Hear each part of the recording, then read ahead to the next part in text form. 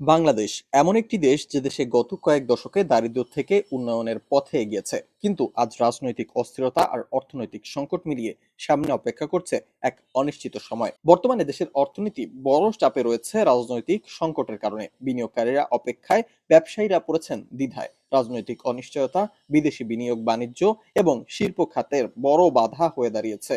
বাংলাদেশের রপ্তানি আয়ের প্রধান খাত গার্মেন্টস শিল্প আজ বড় সংকটে। বিশ্ববাজারে অর্ডার কমে যাওয়া, অর্থনৈতিক খরচ বৃদ্ধি এবং রাজনৈতিক অস্থিরতার কারণে অনেক কারখানাই বন্ধ হয়ে যাচ্ছে।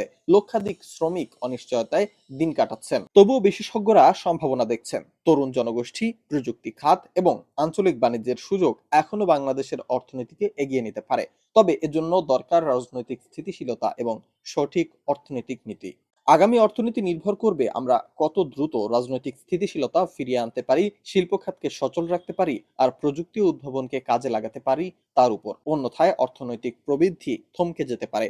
বাংলাদেশের ভবিষ্যৎ অর্থনীতি আমাদের হাতেই, তবে এই সময় সংকট মোকাবেলায় সাহসী পদক্ষেপ নেওয়া জরুরি।